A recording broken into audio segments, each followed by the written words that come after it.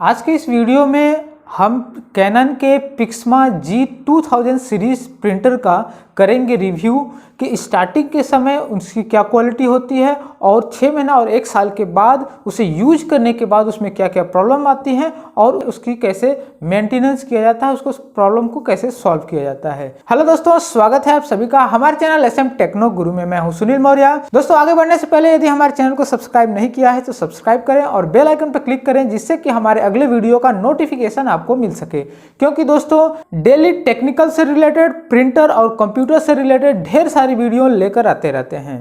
तो चलिए स्टार्ट करते हैं।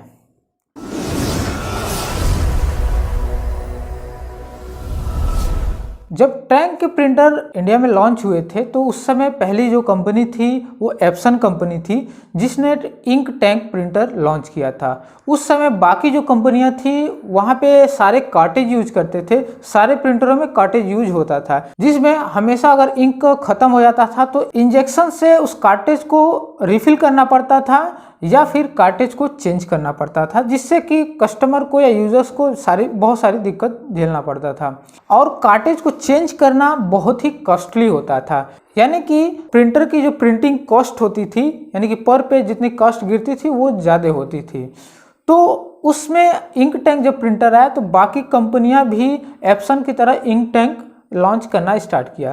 तो कैनन भी इस तरह से इंक टैंक लॉन्च किया, लेकिन वो जो पहला इंक टैंक लॉन्च किया वो थोड़ा सा बस पाइप लगा के अटैच कर दिया था, जो कि वह प्रिंटर सक्सेस नहीं हुआ मार्केट में। उसके बाद कैनन ने कैनन पिक्समा G2000 सीरीज चालू किया, जो कि मार्केट में चालू हो गया और वो मार्केट में सक्सेस भी होने लगा और उसकी क्वालिटी भी अच्छी होने लगी। तो इस वीडियो में हम इन्हीं प्रिंटरों के बारे में बात करेंगे जिनका मॉडल नंबर है G2000, G2010, 2012। तो इन 3 प्रिंटरों के बारे में बात करें, क्योंकि दोस्तों इन प्रिंटरों का हम रिपेयरिंग करते हैं और इसके बारे में भी जानते हैं कि क्या क्या दिक्कत आती है, कुछ दिनों के बाद क्या दिक्कत आती है, नया खरीदने पर कितनी स्पीड होती है, सारी चीजें हम इसमें डिस्कस करेंगे। तो दोस्तों, जब भी 2000 यानी कि कैनन पिक्समा G2000 प्रिंटर जब स्टार्टिंग में आया था तो इसमें थोड़ा सा ये दिक्कत थी कि जब भी प्रिंट दिया जाता था तो इसमें भी एप्सन की तरह अगर ज़्यादा प्रिंट दे दिया जाता था तो उसमें क्या होता था कि 20 पेज 40 पेज प्रिंट करने के बाद कुछ देर तक रेस्ट करना स्टार्ट कर देता था। उसके बाद अगर इसके स्कैनर की बात करें तो स्कैनर तो शुरू से ही और लास्ट तक कार्टेज में भी इसका स्कैनर बहुत ही बेटर था और इस इंक टैंक में भी इसका स्कैनर बहुत ही बेटर होता है। लेकिन जब कंपनी ने इसे 2000 के बाद 2010 लॉन्च किया तो इसमें बहुत अच्छी फीचर डाल दिया। अब इसमें क्या किया कि जो 2000 में था, 2000 में ये था कि हर एक पेपर को अगर मान लीजिए कि एक पेपर का जीरोक्स करना है 5 पेज तो 5 बार हमें बटन प्रेस करना पड़ता था, क्योंकि वहाँ पे स्क्रीन नहीं लगी होती थी। तो 5 बार उसे प्रिंट करना होता था, तो बार बार यानी कि 5 बार वो स्कैनर चलता था तब पेपर प्रिंट होता था, जिससे कि पेपर की या जो प्रिंटर की स्पीड है वो बहुत स्लो होती थी। लेकिन जब कैनन ने पिक्समा G2010 लॉन्च किया, 12 लॉन्च किया, तो इनमें ये सारी चीज़ें हटा दिया। अब इसमें एक LCD दे दी है। अगर एक पेपर का अगर 5 जीरोक्स करना है, 6 जीरोक्स करना है, चाहे 10 जीरोक्स करना है, तो उसमें हम 5 नंबर टाइप करके, यानी कि वो भी हमें बार बार दबाना ही पड़ता है, लेकिन स्क्रीन पे डिस्प्ले पे दिखता रहता है कि कितना पेपर हमें करना है। तो उतना कमांड देकर ओके पर या ब्लैक करना है तो ब्लैक पे और कलर करना है तो कलर पे बटन पे प्रेस करने के बाद उसका स्कैनर एक बार चलता है और वो उसके मेमोरी में रिकॉर्ड हो जाता है। और उसके बाद एक जो प्रिंट होता है वो थोड़ा सा स्लो होता है, लेकिन बाकी के जो 4 हैं, यानी कि जो 4 पेपर आएंगे वो बहुत ही तेजी से प्रिंट होकर आएंगे। क्योंकि अगर स्कैनर चलता है तो वहाँ पे प्रिंटिंग स्पीड स्लो हो जाती है और स्कैनर एक बार स्कैन करके अपने मेमोरी में रख दिया तो वो मेमोरी से फटाफट प्रिंट होना स्टार्ट हो जाता है, जिससे कि प्रिंटर की स्पीड बहुत तेज हो गई। अब यहाँ पे स्कैनर की बात करें तो इसमें स्कैनर जो चलता है या कि स्कैन करते हैं या फिर जीरोक्स करते हैं, तो इसमें जो स्कैनर का जो चलता है वो एप्सन से बहुत ही अच्छा इसमें फीचर दिया हुआ है कि वह एक बार ही चलेगा और सारे डॉक्यूमेंट स्कैन हो जाते हैं। लेकिन एप्सन में क्या था कि एक बार जाएगा, उसका इमेज फाइल बनाएगी, उसके बाद उसको एक बार फिर दोबारा जाएगा, तब वो कन्फर्म होके हमारे डॉक्यूमेंट सेव होते थे। तो इसमें और इसमें थोड़ा सा अंतर है, यानी कि कैनन बहुत ही स्कैनर के मामले में अच्छा है। अब बात आती है कि इसकी प्रिंटिंग क्वालिटी की। तो दोस्तों इसमें शुरू से लेकर लास्ट तक इसकी जो प्रिंटिंग क्वालिटी है बहुत ही बेटर होती है, और अगर 1 साल के बाद भी यूज करते हैं तो इसकी प्रिंटिंग क्वालिटी वैसे ही बनी रहती है। कुछ ही प्रिंटरों में ऐसा होता है कि उनकी क्वालिटी डाउन होने लगती है, तो उस समय क्या होता है कि कार्टेज को चेंज करना कंपलसरी हो जाता है। लेकिन मैक्सिमम केस में इसकी जो क्वालिटी है वो शुरू से लेकर लास्ट तक अच्छी क्वालिटी बनी रहती है। अब बात आती है कि इसमें कौन सा पेपर। दोस्तों वैसे तो ये printer all in one printer होते हैं, तो इसमें जीरोक्स वाला पेपर भी यूज किया जाता है और फोटो के लिए भी यूज किया जाता है। तो इसमें क्या होता है कि जो ब्लैक एंड वाइट जीरोक्स के लिए जो यूज किया जाता है तो उसका एक अलग कार्टेज होता है, और कलर के लिए एक अलग कार्टेज होता है। तो यानी कि रंगीन कलर के लिए अलग कार्टेज होता है। तो उसमें क्या होता है कि जीरोक्स के लिए एक हेड यानी कि एक कार्टेज बस प्रिंट करता है, और जब फोटो बनाया जाता है तो फोटो बनाते समय दूसरा कार्टेज यूज होता है, लेकिन जहाँ जहाँ ब्लैक रहेगा वो ब्लैक भी यूज किया जाएगा। लेकिन इससे इन दोनों के कॉम्बिनेशन से प्रिंटिंग की जो क्वालिटी होती है वो बहुत ही अच्छा होता है, और इसकी जो कॉस्टिंग भी होती है, जो हेड का चेंज होता है वो करीबन 2000 से 2500 के बीच में इसका हेड चेंज हो जाता है। तो ये एक अच्छी बात है इस प्रिंटर की। अब बात आती है इंक की। तो इस प्रिंटर में जो इंक है, अगर बाई चांस आप 10 दिन 5 दिन अगर इस प्रिंटर को रख देते हैं, नहीं यूज करते हैं, तो ये ऑटोमेटिक हेड क्लीनिंग पे जाता है, या फिर अगर आप कंप्यूटर से मेंटेनेंस से जाकर हेड क्लीनिंग करते हैं तो वहाँ से इसको हेड क्लीनिंग करके इसे साफ करके इसकी क्वालिटी बेहतर फिर पहले की तरह बनाई जा सकती है।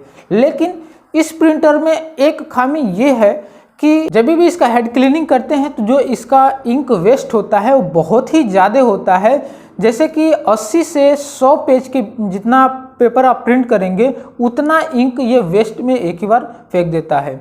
या फिर जब प्रिंटर नया में इंस्टॉल कराते हैं तो उस समय कभी कभी किसी किसी प्रिंटर में ये देखने को मिला है कि जब पूरा बॉटल का इंक डाला जाएगा और जैसे ही इंस्टॉलेशन किया जाएगा तो उसका इंक लेवल आधे पे आ जाता है। तो ये थोड़ी सी एक कैनन की खामी है। जहाँ तक कंपनी यह दावा करती है कि जो ब्लैक वाला बॉटल है, जो 135 ml का जो इंक बॉटल आता है, उससे आप 6000 पेज प्रिंट कर पाएंगे ब्लैक एंड वाइट, और जो कलर होगा वो 7000 पेज प्रिंट कर पाएंगे। लेकिन एक्चुअली इतना होगा पर अगर बीच में हेड क्लीनिंग नहीं हो। अगर बीच में हेड क्लीनिंग हो जाता है, यानी कि बॉटल आप एक बार बॉटल डालें, अगर उसमें अगर हेड क्लीनिंग कर देते हैं तो उसमें समझ लीजिएगा कि 80 या 100 पेपर का इंक वो वेस्ट में डाल देगा, यानी कि उतना पेपर कम प्रिंट करेगा। तो ये थोड़ी सी इसकी खामी है, या ये कह लीजिए कि इसका नुकसान इस प्रिंटर से होता है। और इस प्रिंटर में भी अगर रखने से कुछ दिक्कत आती है, जैसे अगर मान लीजिए कि हफ्ता दिन या फिर 15 दिन 10 दिन रख देते हैं तो इस प्रिंटर का भी इंक जो होता है हेड से फिर वापस टैंक में चला जाता है। यानी कि जब भी आप देखे होंगे कि जो हेड से और टैंक के बीच में जो पाइप होती है वो पूरी पाइप खाली हो जाती है, फिर हमें दोबारा मेंटेनेंस करना पड़ता है या हेड क्लीनिंग करना होता है, जिससे फिर से वो हेड सही हो जाता है। कुछ चांस ये इसका होता है कि हेड शॉर्ट भी हो जाता है। प्रिंटर इस्तेमाल करें तो ये चीज़ हमेशा ध्यान रखें कि आप उसे 1 हफ्ते से ज़्यादा उस प्रिंटर को न रखें। अगर उससे ज़्यादा रखेंगे तो आपके हेड पे ज़्यादा दिक्कत आ सकती है, यानी कि हेड जाम हो सकता है, शॉर्ट हो सकता है दोबारा चालू करेंगे। तो ये कहेंगे कि हर दूसरे तीसरे दिन उस प्रिंटर को यूज कर लें, जिससे कि हेड की जो इंक की ट्रांसफ़र होती है वो प्रॉपर बनी रहे, जिससे कि आपकी हेड पूरी प्रॉपर ढंग से प्रिंट करता रहे। और जहाँ तक इस प्रिंटर में पेपर खींचने की बात आती है तो इस प्रिंटर में पतला से पतला और 300 GSM 400 GSM तक के पेपर यह आसानी से खींच लेता है, इससे कोई दिक्कत नहीं होती है। और यहाँ पे धूल मिट्टी से भी इस प्रिंटर को ज़्यादा दिक्कत नहीं होती है, यह हमेशा ऑलराउंडर की तरह ये पूरा परफेक्शन के साथ चलता रहता है। अब बात आती है अगर ज़्यादा धूल होती है तो इसके जो सेंसर होते हैं अगर उस पर धूल बैठ जाती है तो उसके लिए एक बार सर्विस कराना ज़रूरी होता है, यानी कि इसका सर्विस जल्दी की ज़रूरत नहीं होती है। आप मान के चलिए 6 महीना या 1 साल के बाद ही सर्विस इसकी रिक्वायर्ड होती है।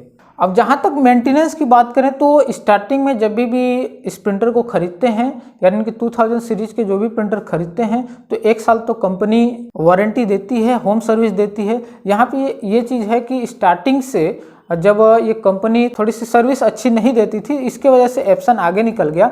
अगर ये कैनन भी एप्सन की तरह अगर सर्विस देता तो इसकी भी जो मार्केट में वैल्यू है वो बढ़ जाती। लेकिन अब क्या है कि बाकी प्रिंटरों से यह प्रिंटर सबसे ज़्यादा और कम टाइम में जल्दी सर्विस, होम सर्विस प्रोवाइड कर रही है। तो अब हमको लगता है कि यह प्रिंटर सबसे ऊपर लेवल पे चला जाएगा। हमारे एरिया की बात कर रहे हैं, शहर में तो कोई भी प्रिंटर ले लीजिए क्योंकि वहाँ पे सर्विस सेंटर अवेलेबल होता है। लेकिन हमारा एरिया जो है लोकल एरिया है, यहाँ पे जो होम सर्विस होता है उसका, या जहाँ पे जिसकी सर्विस मेंटेनेंस जल्दी हो जाता है, उसी प्रिंटर को यहाँ पे लोग प्रीफर करते हैं लेना या उसे चलाना। तो इस प्रिंटर का होम सर्विस भी बहुत अच्छे से मिल जाती है। लेकिन बात आती है कि जब इसकी वारंटी ख़त्म हो जाती है तो नज़दीकी मार्केट में इसके मैकेनिक थोड़ा कम ही मिलते हैं क्यों, और इसके लिए डिस्ट्रिक्ट लेवल पे जाना पड़ता है मेंटेनेंस के लिए। और इसका एक और चीज़ है, आप इस प्रिंटर को यूट्यूब पे देखकर बनाना थोड़ा सा मुश्किल होता है क्योंकि इसका जो खोलने का और इसे पैक करने का थोड़ा सा तरीका अलग होता है। तो ये मेंटेनेंस में कहें तो थोड़ा सा इसका मेंटेनेंस मुश्किल होता है। आपको इसका जो मेंटेनेंस है आप खुद नहीं कर पाएंगे, आपको हमेशा सर्विस सेंटर या किसी जानकार या किसी शॉप के पास ही जाना पड़ेगा। तो दोस्तों, इससे रिलेटेड अगर कोई भी कन्फ्यूजन हो तो हमें कमेंट बॉक्स में ज़रूर बताएं कि इससे और क्या क्या आपको क्या क्या परेशानियाँ होती हैं। तो दोस्तों, यदि हमारा ये वीडियो अच्छा लगा हो तो लाइक करिए, सब्सक्राइब करिए और बेल आइकन पर क्लिक करिए जिससे कि हमारे अगले वीडियो का नोटिफिकेशन आपको मिल सके। धन्यवाद।